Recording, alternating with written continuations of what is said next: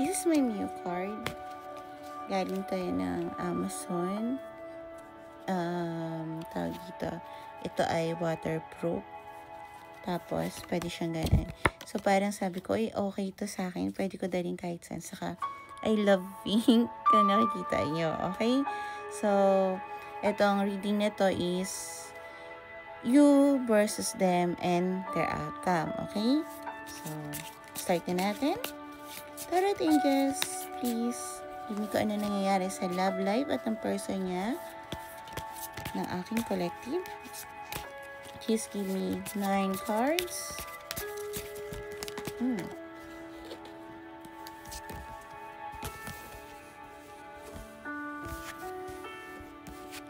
Okay. Thank you so much, Tarot angels. Please give me another 6 cards.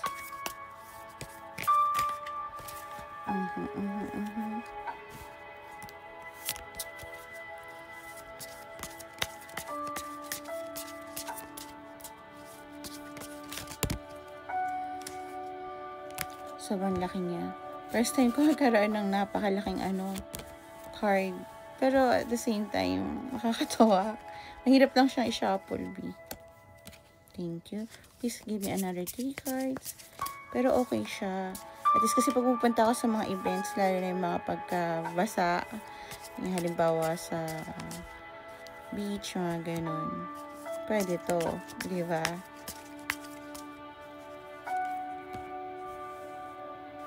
Okay. Ilalabas ko na yung yung charms na ginawa ko na iba. Give me another 1 card, please, Tarot angels. Para makabaybay na rin kayo. Yan, thank you so much. Okay. Tingnan natin yung yung nangyari sa inyo ng recent past. So, parang nagkaroon kayo ng union ng taong to. Okay. So, choice nyo na maging kayo. Parang bagong relationship pa lang to. Okay? So, ang sumunod naman is yung present, yung ngayon. So, pares kayo nag-nurturing ng relationship nyo at may nakikita nyo yung growth nyo sa isa't isa. Yung mga bagay kayo na pinaplano na gusto nyo i-take ng actions, ganon. At ang future nyo pareho ay leaving the past behind. Releasing yung mga baggage at mag-move on na magkasama kayo. Wow, ganda ha. Thank you so much. At napakagandang energy. Okay. Ang nararamdaman mo, you're in harmony. You feel at home. At ang nararamdaman naman ng person mo,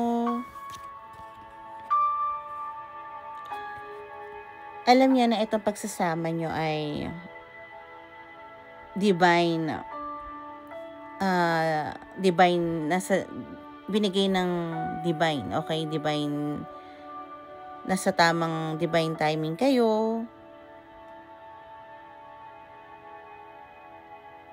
At may tiwala siya sa sarili niya at may tiwala rin siya sa'yo. Dahil pinalo niya yung intuition niya. Nasa tamang siya, okay? Pero siguro nag-iisip din siya, okay? Pero alam niya, yung pakiramdam niya, nag-iisip lang siya ng mga bagay na kasi siguro yung partner mo, siya logically, hindi siya sanay na sinusunod yung damdamin niya, okay? Parang iniisip niya, masaya naman ako. Oo, masaya ako. Nasa tama ako. Ano ba iniisip ko? Parang ganun. So, both na feeling niya is may mga secret pa rin kayo sa isa't isa, okay? Saka meron pa rin kayong fears na itatago. Pero may hope kayo. At both of you willing to reach out para ma-release yung mga worries.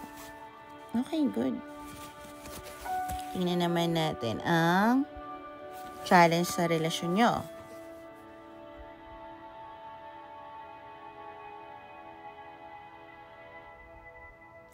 insecurities. Okay? Saka self-respect.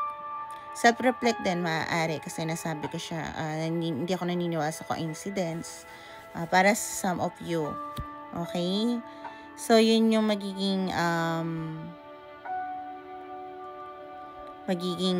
challenge sa inyo.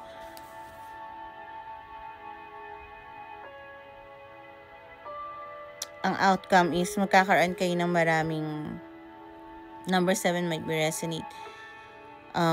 Maraming choices at i-check nyo parehas kung ano yung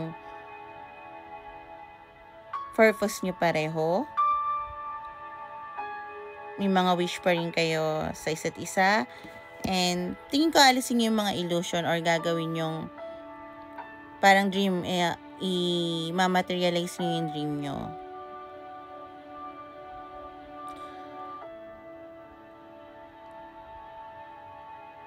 Magiging masaya kayo.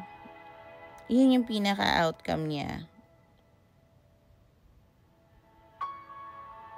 Magiging curious kayo during sa pagsasama nyo. Yung mga happy surprise. And it always feel like new love pagka magkasama kayo. Although, dahil nga may hidden fears pa kayo, ang tingin ko lang na din ang kailangan nyo is talagang pag-usapan nyo. Pero, wag mo siyang inanag or wag mo siyang pilitin.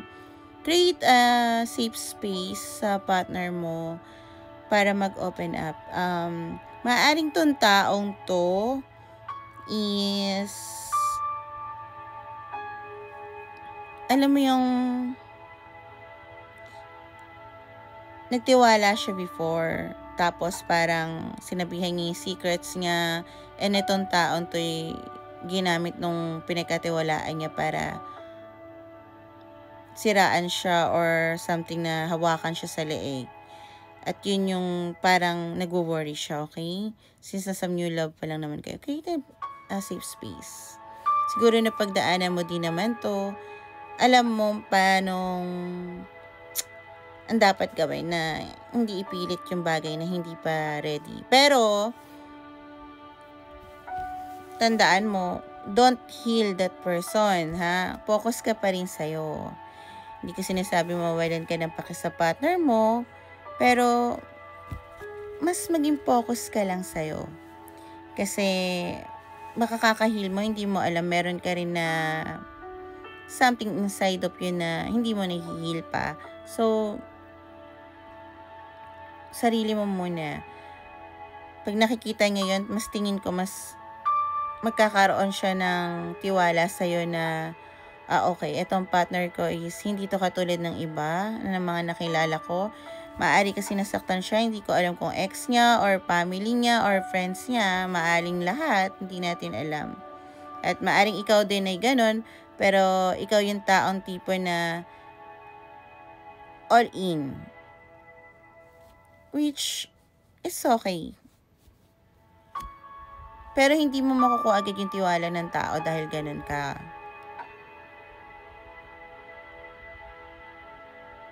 Lalo na medyo young at heart or mas bata sa itong partner mo. Okay? You are a queen and this person is a page. The gender pwede baliktad dahil lahat naman tayo may divine feminine and divine masculine inside. Okay, collective? So, sana nakatulong to at congrats sa relationship nyo. Bye!